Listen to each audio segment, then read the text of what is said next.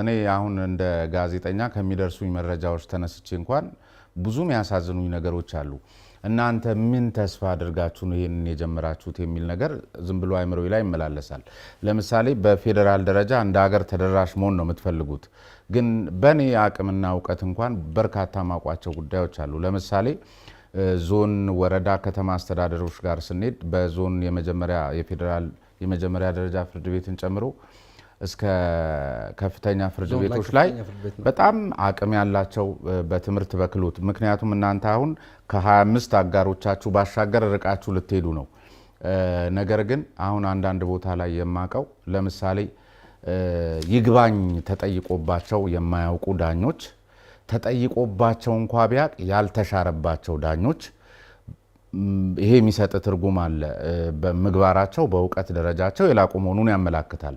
ከሁለተኛ ዲግሪ በላይ ያላቸው ሰዎች ለስራ ተነሳሽነታቸው እንኳን የማይመች ምቹ የስራ ሁኔታ በሌለባቸው ክልል፣ ዞን፣ የዞን ከተሞች ማአት ችግር አለ። እንደ አቤቱታ ይመጣልኛ ጋርና እንግዲህ እንዲህ ልትደርሱ ነው እነዚህን አካላት ተጠቅማችሁ። እነዚህ ደግሞ በጣም ብዙዎቹ ተስፋ እየቆረጡ ያሉበት ሁኔታ ነውና አያሳስባችሁም ወይ? መጀመሪያ መንግስት በር ላይ ኡኡ ማለት ነው የሚጠበቅባችሁ እንጂ ይሄ ነው ወይ የሚል ጥያቄ አለኝ።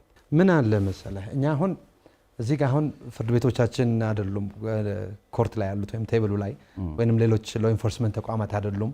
አሁን የኛን ሴክተር ለይተን ምን ይመስላል፣ ምን አበርክቷል፣ ይሄኛው ሌጋል ሰርቪስ ኢንዱስትሪው ለሀገር ምን ኮንትሪቢዩት አድርጓል፣ የሀገርን ጥቅም ማስከበር ላይ የአንድን ግለሰብ መብት ጥቅም ማስከበር የድርጅቶቻችን ካወቃቀር ጀምሮና የብዙ ሀገሮችን ትሬንድ ምን ይመስላል ብለህ ስታይ አሜሪካ ነገር ለምሳሌ ከፖሊስ ሰራዊቱ በላይ ጠበቃው ቁጥር ይበልጣል። ከ700 ሺህ የማይበልጥ ፖሊስ ነው ያላቸው፣ ግን ወደ 1.4 ሚሊዮን የሚጠጋ ጠበቃ አላቸው። ግብጽ ከ700 ሺህ በላይ ጠበቃ አላት። ደቡብ አፍሪካ ኦልሞስት ከ100 ሺህ በላይ እንደዚህ አይደል። ኬንያ ጎረቤታችን ከኛ የበለጠ ዳታ ነው ያለው። እንደገና የኛን መተህ ስታይ ፌደራል ላይ ያለን 7000 ጠበቃ ነው። እንደዚሁም ይሄ ቅድም እንዳልኩ የሊቲጌሽን ሎየር ነው፣ ክርክር ላይ ኬዝን ማቴሪያላይዝ ሲያደርግ ጠብቆ እንትን የሚሄድ ነው። እና አንድ ቢዝነስ ስታርታፕ መጀመር ቢፈልግ የሚያግዘው እንትን አለ ወይ? አር ዊ አክሰሲብል መጀመሪያ።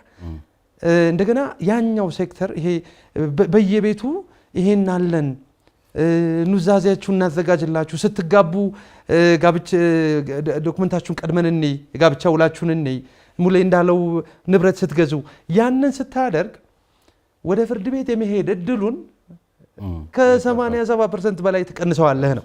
ሁለተኛ አንተ በመጽሐፍ የምትለዋ ነገር አለ የግዞት ሰንሰለት። እኛ ጋር የኔ እንግዲህ የዚህ ሀሳብ መነሻ ቁጭት ነው። አንደኛው ምንድነው የበደል ሰንሰለት አለ ብለን እናስባለን እዚህ ሀገር ላይ። ይሄ ቼን ኦፍ አቢዩዝ ወይም የበደል ሰንሰለቱ አባወራ ባለቤቱን፣ ባለቤት ምናልባት የምታግዛትን የቤት አገልጋዩን፣ እንደዚሁም እሷ የቤት አገልጋዩ ደግሞ ወይ ጥበቃውን ወይ የቤት እንስሳቶችን እያለ ባለመኪና አሽከርካሪ ወይ ረዳቱን ወይ ተሳፋሪው እያለ ቼን ኦፍ አቢዩዝ አለ። ያ ካልቸር የጎንዮሽ የሆነ እርስ በራስ አቢዩዝ እንደራረጋለን። ያ ምሬት ይፈጥራል። ለዚህ 3 ነገሮችን እናማርራለን። አንድ እዚህ ሀገር መፈጠራችን ነው የሀገራችንን፣ ምናልባት ሁለተኛ ፈጣሪን፣ ከዛ ደግሞ 4 ኪሎ ያለውን ኤክስ ቫሪያብል ድሮም አሁንም ወደፊትም እንደዚህ ይሄ ካልቸራችን ቀጥሏል። አንድ ቢዝነስማን ከመቅጠር ታክስ ከመክፈል ባለፈ እንደዚህ የኮርፖሬት ወይንም የካምፓኒ ማህበረሰባዊ ግዴታውን ይወጣል ወይ ስናይ ሁሉ ነገር አቢዩዝ ነው እያደረግን ያለ ነው። ስለዚህ ያንን ትስስር አቢዩዝን ማስቆም የጎንዮሹን እናስቆም ነው። የጎንዮሹን አቢዩዝ ስናስቆም አንድን ሰው ኢምፓወር እናደርገው ነው። ስታርታፑን ኢምፓወር እናደርገው፣ አንድን ፋሚሊ ኢምፓወር እናደርግ። ያንን ስናደርግ አንደኛ ኢንዱስትሪው በጣም ላክሬቲቭ ነው።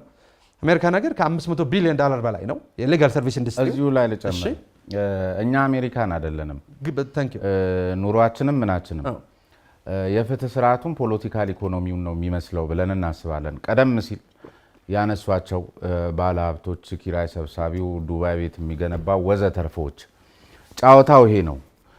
ንግዱ በዘመድ ነው ወይ በብሔር ነው፣ ፋብሪካው ወዘተርፈው ኢቭን ግብር ለመክፈል ሲኬድ በዝምድና በመሳሰሉት ነው።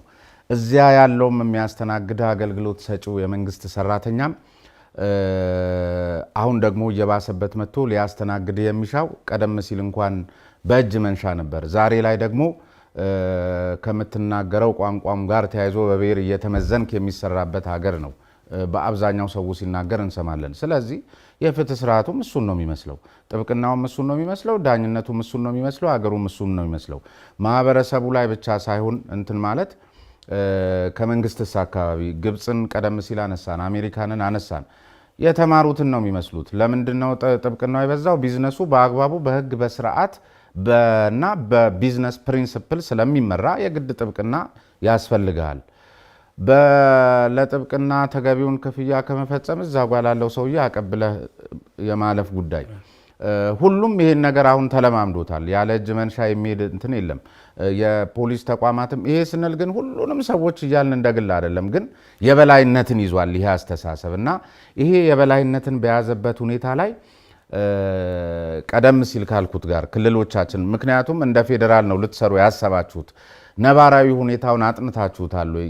አሁን ያልኩትን ጉዳይ ቀደም ሲልም ከጠቀስኩት ምሳሌ ጋር ክልሎች አካባቢ ያለውን ምናልባትም ለአዲስ አበባ በጣም በቅርብ ርቀት ላይ የሚገኙ እንደ ክፍለ ሀገር ሊጠሩ እንኳን ቢችሉ እንደው ዘመናዊነቱም ስልጣኔውም ብዙ ርቋቸዋል ተብለው በማይታሰቡ አካባቢዎች ላይ ዛሬም ዝም ብለው ትንንሽ ሰዎች ሰርተፊኬት የያዙና ዲፕሎማ የያዙ ጥልቅ የሆነውን የህግ ጉዳይ ሲጫወቱበት የምናይና ምናልባትም የሚችሉትን ሰዎች ደግሞ በጣም ከተነሳሽነት ውጭ ሲያደርጉ እየተመለከትን ነውና እንደ አሜሪካ እንደ ግብፁ ትተን እንደ ራሳችን ነው እንዴት ይሆናል ነው? እንዴት መሰለህ ግማሽ ትውልዶች ነን ብዬ አስባለሁ። ምክንያቱም ይሄ ባህላዊ የነበረውን የፍትህ ስርዓታችንን ይሄ ሙግቱን አውጫጭኙን በላል ትለው ትችላለህ። እንደዚህ ኦሮሞ ግዳ የግጭት አፈታት ብዙ ስንትኖች አሉ። ሁሉም ማህበረሰብ የራሱ አለው። ህጋችን እንግዲህ ኢምፖርት የተደረገ ነው። እንግዲህ ከፈረንሳይ፣ ህንድ፣ እንግሊዝ እንደዚህ ምንድን ነው የሚመስለው? ማህበረሰባችን ይመስላል ወይ? አንድ ከኛ ጋር ትስስር የሌለው ነው። ልምዱ የለንም። ባህላዊውን ትተነዋል። ምናልባት ትንሽ ኦሮሚያ ላይ አንድ በአዋጅ የባህላዊ ፍርድ ቤት ተጀምሯል። ሌሎቹ ግን እንደ ሀገር ይሄ የራሳችንን ቫልዩ እኛን የሚመስል ነገር የለንም። የአንድ ተጽዕኖ አለው ብዬ አስባለሁ። ሁለተኛ መንግስትና የጥብቅናው ኢንዱስትሪ እንዴት ነበር በፊት የሚተያየው ብለህ ስታይ ተነል ቪዥን ነው ያለው። ይሄኛውም ያኛውን ይከሰዋል፣ ያማራል። ለምሳሌ ዳኛ ሆኖ አቃቤ ሕግ ሆኖ የሰራ ሰው ሲወጣ ጠበቃ ሲሆን ተቋማትን ሲያማርታ ያለ ወስቶ ግን መፍትሄ አካል ውስጥ ያለ መፍትሄ አካል አይደለም። ሁልጊዜ መክሰስ ማማረር ካልቸራችን ነው። ግን የኛ ሮል ምንድን ነው ብለን ስናየው እኛ በዚህ ኢትዮጵያ ውስጥ ባለው ፍትህ ስርዓት ውስጥ ሚሲንግ ፒስ ነን ብለን እናስባለን። ምንድነው እንግዲህ የጠፋ ወይንም የማይታየው እንትን ነን ብለን እናስባለን። ትስስሩ ላይ ለመፍጠር ቅድም እንዳልከው ነው። እኛ አሜሪካ፣ እንግሊዝ አይደለንም፣ ግልጽ ነው። ይሄ ደግሞ የሌጋል ሰርቪስ ሴክተር የመሪዎቻችንም ብላይንድ ስፓት ነው። ምናልባት የማያዩት የታወሩበት እንዳልኩ ተነል ቪዥን ነው ብዬ ቀደም። ግን እንዴት ነው አገርን ኢምፓወር የሚያደርገው ለኢኮኖሚው፣ ለልማት የማያዩት ነው ብሎ ደምድሞ መናገር እንዳልኩ ነው እንዳላየው ነው እንትን ያለው የሚታዩበት ተነል ቪዥን ነው ስል አንድ እይታ ነው። ይሄ የቀርከሃ እንትን ልንለው ወይ ልንለው እንችላለን። እንዴት ነው ምንድነው አስፈላጊነቱን ህዝብን ኢምፓወር ማድረግ፣ ቢዝነሶችን ኢምፓወር ማድረግ፣ ኦርደር እንዲኖር፣ ንግግር ካልቸር እንዲሆን፣ ድርድር ካልቸር እንዲሆን። ዘፈናችን ከዳርዳር ግደለው ተኩሰው ምናምን ነው ካልቸራችን። እዚያ ካልቸር ቢዝነስ ውስጥም አለ፣ ያ ካልቸር ተቋማት ውስጥም አለ። ተቋማት ላይ ስትገባ ያለው ፈርኒቸር ነው፣ ኤሌክትሮኒክስ ነው አይደል? ያንኑ ማይንድ ሴት ነው ይዘን የምንገባው። ምንድነው ኬንያ ላይ እንግዲህ ጎረቤታችን ኬንያ ላይ የተቀላጠፈ ዘመናዊ ህግ ስርዓት ስላላቸው ኢዝ ኦፍ ዱይንግ ቢዝነስ በጣም የተመቸ ነው ለኢንቨስተሮች። እንግዲህ ኮራፕሽኑ ምኑ እንዳለ ሆኖ አሁን ያን ማይንድ ሴት ስንቀይር እኛ አንድ የመፍትሄው አካል ነው መሆን የምንፈልገው ብያለሁ። ያለውን ኢትዮጵያ ውስጥ ከ50 ሺህ በላይ እንግዲህ በህግ የተመረቀ ባለሙያ አለ ተብሎ ይታሰባል። ምናልባት ጥብቅናው ላይ ፌደራል ላይ 7000 ብያለሁ ምናልባት በክልልና በሀገር ደረጃ ደግሞ ከ22000 አይበልጥም ተብሎ ነው የሚለው ይሄንን ማንፓወር ብናመጣ ግራጁዌት ያደረገውን እንትን ብንል ኦንቦርድ ብናደርግ አብረን የምንሰራበት ፕላትፎርም ቢሆን ኢንዱስትሪው እጅግ ዘመናዊ ነው ጠበቃው የውልና ማስረጃን ስራ ሌላ ሀገር እንዳለው ሊረከብ ይገባል ውክልና እኮ የሚያዘጋጀው አሜሪካ ነገር ጠበቃ ነው ከኬንያ ብትሄድ እንደዛ ነው እና ይሄንን ምንድነው የሚመስለው ለምሳሌ አከራይና ተከራይ ጋር ያለውን ገባኝ ወደ ፓኬጆቹ እንላለን አቶ ሙሉጌታ ጨምሩልኝ እዚሁ ላይ ግን አሁንም እየተሰመረበት ሜዳ ያለበት ቀደም ሲል ያነሳው ጥያቄንም ጨምረው እንዲመልሱት ነው አሁንም ንጽጽራችን ኬንያ ወዘተርፋን ዳውን እዚህ ሀገር ላይ ተቸገርነው በሱ ነው ኬንያ እኛ አይደለንም መጀመሪያ ለምን አዲስ አበባን ከሐዋሳ ጋር እናቀራረብም ሐዋሳ ያለው የህግ አገልግሎት ቢያንስ አሁን እናንተ መታዩት እዚህ ተጨናንቋል የሚባለውን አዲስ አበባን እንኳን እንዲመስል ለምን አይደረግም እዚህ ወልቂጤ ያለው የህግ አገልግሎት ለምን ቀረብ ደግሞ እሱ ለሐዋሳ አይልም እዚህ አዳማ ያለው ወዘተርፋ ያለው እኛ እኮ ገና ተራርቀናል ሌላ ሀገር እኮ ነው እዚቹ ወረድ ስትል ቢሾፍቱና አዲስ አበባ የተለያዩ ናቸው እዚህ ወጣ ስትል ሻሸመኔና ዝዋይ የተለያየ ዓለም ናቸው እነሱ የሚቀራረቡበት እድል በሌለበት ሁኔታ ይሄ ኬንያ የሚባለው ውጭ ሀገር ላይ ያለው ንጽጽራችን ብዙም አይዋጥም እና እሱን ጨምረው ቀደም ሲል ያነሳውት ላይ ይሄንን ተስፋ አለው የሚለውን አይ አሁን ክልሎች አዲስ አበባንና ሌሎቹን ክልሎች ማወዳደር እንዳለ ሆኖ ራሱ አዲስ አበባ እሱን ነው ምለው አዎ ብዙም መልሳል የራቀ አይደለም ስሜ ምንድነው የመንግስትን የማይተካ ሚና ቀደም አንስተናል በነገራችን ላይ የህግ የበላይነት እዚህ ሀገር መስፈኑ እያንዳንዱ ዜጋ በህግ እንዲመራ ማድረግ እያንዳንዱ የመንግስት ተቋም በህግ እንዲመራ ማድረግ መንግስት ራሱ ያወጣውን ህግ ራሱ እንዲያከብረው መደረግ በመጀመሪያ የሚጠቅመው ራሱ መንግስት ነው ምክንያቱም ብዙ ነገሮች የሚነሱት ከህግ አለመከበር ነው አይደል ስለዚህ መንግስታዊ ተቋም ቀደም ያልነው ታክስ ኦቶሪቲ ጋር ስንሄድ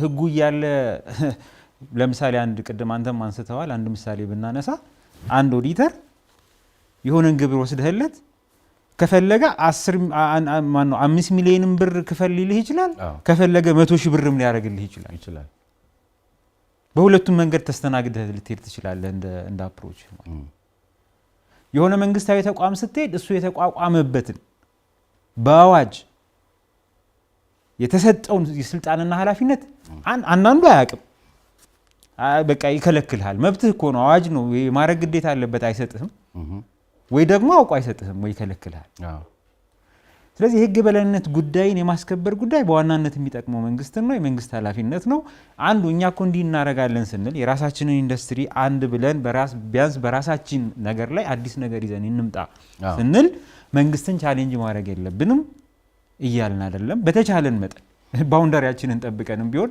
ቻሌንጅ ለማድረግ መሞከር አለብን እየሞከርንም ነው በአንዳንድ መንገዶች ማለት ነው ግን አንዴ በእውቀቱ ግጥም አለ አሁን ግጥሙ በቃል ለማለት ቢቸግረኝ ማለት ውቅያኖሱ ላይ የሆነ ቀለም ብትደፋ ምንም የውቅያኖሱ ቀለም አይቀየርም ብለህ ጨለምተኛ ሆነ እጅን አጣጥፈ መቀመጥ ነው የሚሻለው ቢያንስ እኔ አንድ ነገር ስወረውር ሌላው የተከተለኝ የሆነ ነገር ይመጣል ብሎ ውቅያኖሱ ላይ ድንጋይ መወርወር ወይ ደግሞ ቀለም መድፋት መጀመር የውቅያኖሱን ቀለም ለመቀየር አንድ መንገድ አይደለም ወይ ብለን ነው እንጂ የተነሳ ነው አንዱ ምን ጠይቀው መንግስትን እንዲህ አይነት ነገሮችን ልታበረታታ ይገባሃል እንዲህ አይነት ነገር ላይ ኢንቨስት ልታረግ ይገባሃል እንዲህ አይነት ነገር ይዞ የመጡ ሰዎች ላይ ብድርና አስፈላጊውን ሁኔታ ማመቻቸት አለብህ ወይ ራስህ ኃላፊነትህን ተወጣ በምትችለው መንገድ ቅድም ፕራይቬታይዜሽን አንዱ ሐሳብ ምንድነው ሁሉንም ነገር መንግስት መወጣት አይችልም አይደል ስለዚህ የፍትህን ተደራሽነት ከመስራት አኳያ ጠበቃው ኃላፊነቱን እንዲወጣ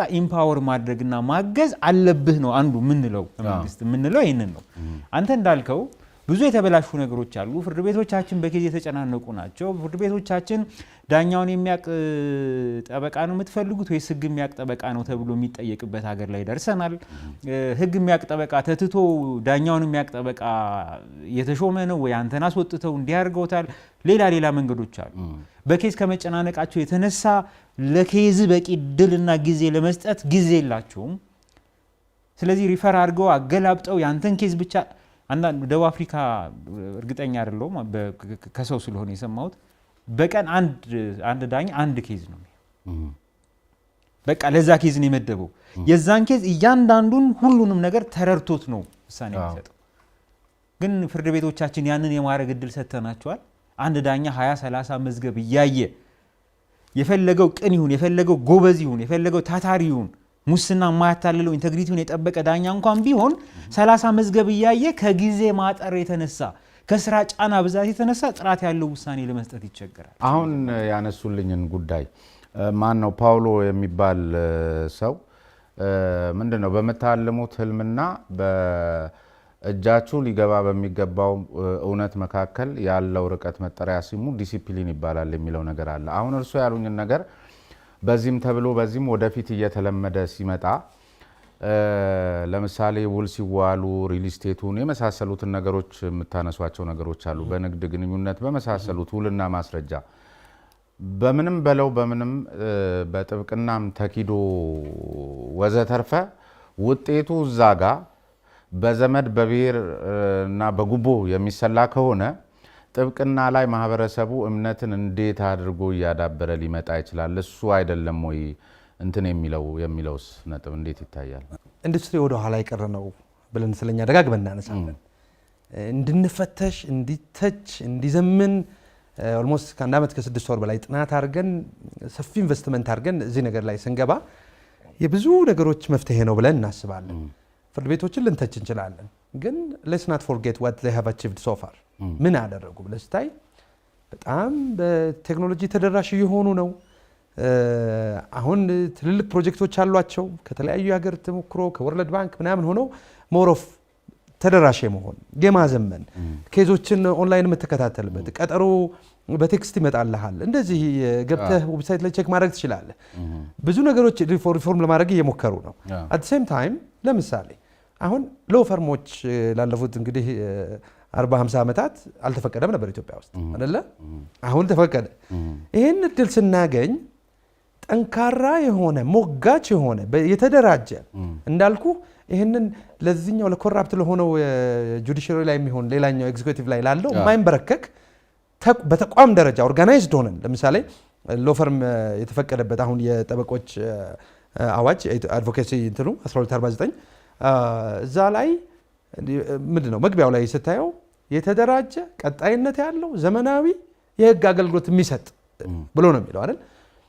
እንዴት ነው ይሄንን ነገር ተደራሽ ሆኖ ለነዚህ አሁን ለምንላቸው ሶሉሽኖች ሁሉ መፍትሄ የምናደርገው እንዴት ምንድነው? ይሄ እንግዲህ የሌሎችን ሀገሮች ምሳሌ ላነሳለህ ነው።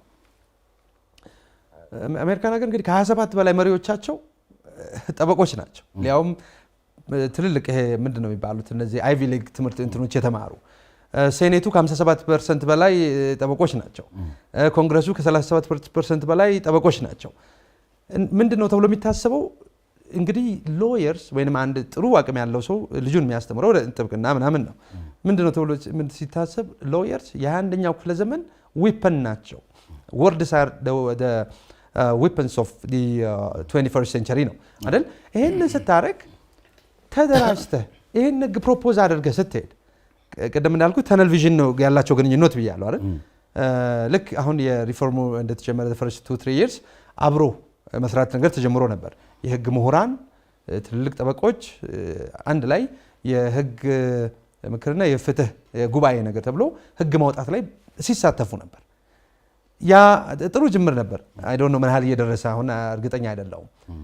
ይሄ አንድ ሆኖ መስራት ቢቻል ለስራ አጥነቱ ሶሉሽን ነው። እያንዳንዱ ሴክተር ትራንስፖርት ላይ፣ ጤናው ላይ እንደገና ቅድም እንዳልከው ግብር አሰባሰቡ ላይ ያሉ ችግሮችን የኢትዮጵያን ፖለቲካዊ፣ ማህበራዊ፣ ኢኮኖሚያዊ ችግሮችን ለመፍታት የሚችል ባርጌኒንግ ፓወር መፍጠር ይችላል ነው። ትልቅ አርሚ ነው። አንድ ጠበቃ ቢሰላ እንግዲህ ምናልባት 1000 ፖሊስ ሰራዊት ወይንም ሌላው እንትን ሊለው ከሚችለው በላይ ሮል ይኖረዋል ነው። ኢምፓወር ስታደርገው ውልን የማዋዋል የሆነው ትልቁን የጠበቃን ስራ ውልን ኒጎሼት የማድረግ ድራፍት የማድረግ የመደራደር ኮምፒውተር ቤቶች ስራ ሆነዋል። የሚጻፍ አለ በሚሉ እንትን ሆነዋል። ውሉ ፕሮፖዝ በስርዓቱ በባለሙያ ታይቶ ካልተሰራ እግዚአብሔር ያሳየ። ሕክምናን ሰንበዲ የሆነ መቀስና እንትን አለኝ የሚል ሰው ሰርጀሪ እንደ መስራት ማለት ነው። የተለያየ የባለሙያ እንትን ነው። ቀደም ሲል ያልነውን የበደል ሰንሰለት እርሶ ራሶት አንድ እንትኖት ላይ ተመልክቻለሁ። ላምጪው እንዲከፈል ያስገድዳል ምናምን ብራችን ላይ የተጻፈ እኮ ህግ አለ አይደል? ዛሬ በወረቀት አልቀበልህም በቴሌ ብር ነው የሚሉ አካላት ተበራክተዋል።